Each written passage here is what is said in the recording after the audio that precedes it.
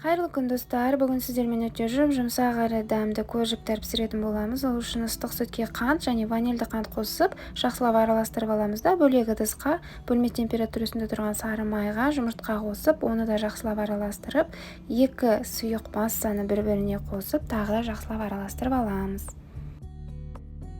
Содан соң ұнға қопсқыш сеуіп, жаңағы сұйық массаңыздың үстіне ұнды аз-аздан себіңіз. Қамырды қолмен илеп керек емес, лопаткамен немесе қасықпен араластырып алып, жарты сағатқа тоңазытқышқа салып қойыңыз. Азғантай ұн себе отырып, тым қатты қалың, не қатты жұқа қылмай қамырыңызды жазып алып, дөңгелек етіп пішін жасап шығыңыз.